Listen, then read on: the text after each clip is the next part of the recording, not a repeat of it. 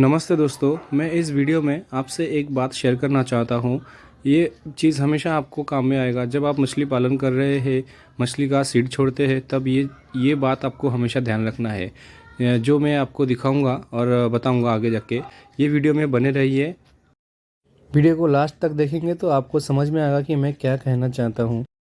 इन गड्ढों का जो ऑनर है वो भैया पहले भी हम लोगों को बुलाए थे, तो उनके गड्ढे में हम लोग गए थे। उस टाइम में कुछ मछलियाँ भी मिले थे बड़े साइज़ के, तो उसके बाद कुछ छोटे मछलियाँ हम लोग नहीं पकड़े थे, छोड़ दिए थे।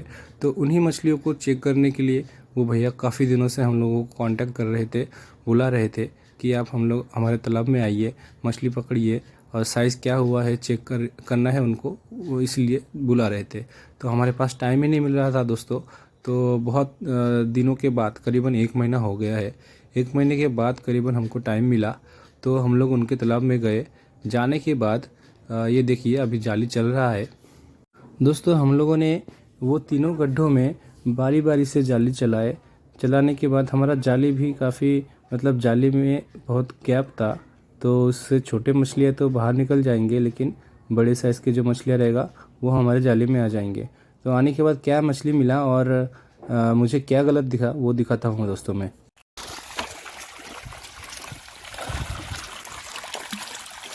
गड्ढे में आने के बाद एक बहुत गलत चीज़ दिखा मेरे को। यही चीज़ मैं आपसे शेयर करना चाहता हूँ दोस्तों।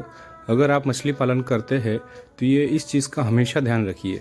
जब आप अपने गड्ढे में मछली का सीड डालते हैं तो एक भरोसेमंद हैचरी से ही आपको सीड लेना चाहिए, क्योंकि उसमें कुछ अलग, जैसे तेलापिया और कुछ अवांछित मछलियाँ रहते हैं। वो मछलियाँ आपके विजय के साथ अगर आ जाते हैं तो तेलापिया मछली एक ऐसा है प्रजाति जो एक बार आने से करीबन वो 2 महीने बाद ही वो अंडे देते हैं, 2-3 महीने बाद ही अंडे देते हैं, बच्चे दे देते हैं। तो इससे आप जो मेन मछली का जो आपका क्रॉप रहेगा, जो पालन कर रहे हैं, रोहू या कतला जो भी मछली है, या पंगास मछली पाल रहे हैं, तो उसमें आपका जो तेलापिया का 2-4 अगर सीड आ गया है उनके साथ, तो आपका गड्ढा पूरा भर जाएगा तेलापिया से।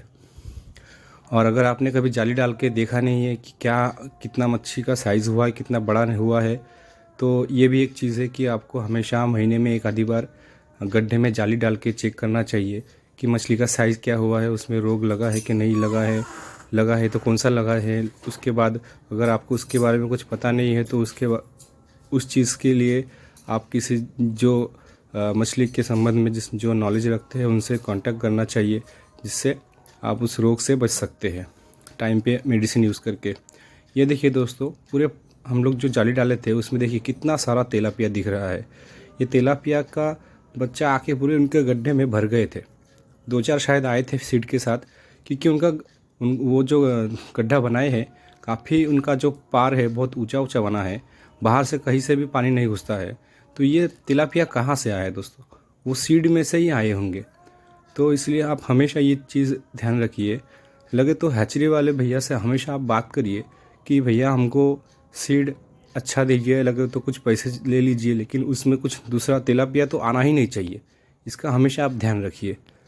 यही मैं आपको बताना चाहता था। तो हम लोगों ने वो 3 गड्ढे में जाली डाल के देखना, मैं लास्ट में आपको दिखाऊंगा कितना सारा तिलापिया मछली मिला है। इसमें तिलापिया पालना भी एक अच्छा चीज़ है, लेकिन वो अगर आप तिलापिया पालते हैं तो एक अलग गड्ढे में आप उसका सीड डालिए और फिर उसको पालन करिए। क्योंकि कैसा होता है, जो आपका मेन मछली है, रोहू कतला सिपनर जो भी है, तो उसमें अगर तिलापिया रहेगा तो जैसे आप उसको फीडिंग कराएंगे, मछलियों को खाना डालेंगे, तो ये तिलापिया आपकी मछलियों का जो फीड रहेगा वो खा लेगा, जिससे जो मेन मछली है उसका ग्रोथ नहीं होगा दोस्तों। इसलिए तिलापिया को भी कम मिलेगा खाना, और जो मेन है उसको भी कम मिलेगा। इससे क्या होगा, कोई भी मछली ज़्यादा बढ़ेगा नहीं। छोटा सा भी गड्ढा रहता है ना दोस्तों, 10x10 का, उसमें भी आप लोग 4-5 जगह तिलापिया छोड़ते हैं, तो उसमें से आप हमेशा तिलापिया का बच्चा मतलब बड़े साइज़ का निकाल सकते हैं, छोटा रह सकता है, क्योंकि वो 1-2 महीने में बच्चे देते हैं, अंडे दे देते हैं। नॉर्मल कोई भी पानी में आराम से दे देते हैं, उसको कोई ब्रीडिंग कराने की कोई ज़रूरत नहीं पड़ता है दोस्तों, खाली उसका पानी मेंटेन करना पड़ता है।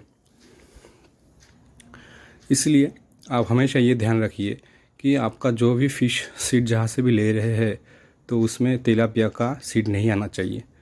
और अगर आ जाते हैं तो लास्ट में आपके पास एक ही उपाय रहेगा कि वो तालाब का पानी पूरा सुखाने के बाद ही आप उससे निजात पा सकते हैं। या तो किसी प्रकार का जहर पॉइज़न यूज़ कर सकते हैं, उससे भी आप निजात पा सकते हैं। और हाँ, तिलापिया का रेट दोस्तों बहुत ही कम मिलता है रोहू कतला के मुकाबले। अगर रोहू कतला का 1 किलो का भी साइज़ रहता है तो दोस्तों होलसेल में 150 किलो 150 रुपये 200 रुपये किलो तो आराम से बिक जाता है।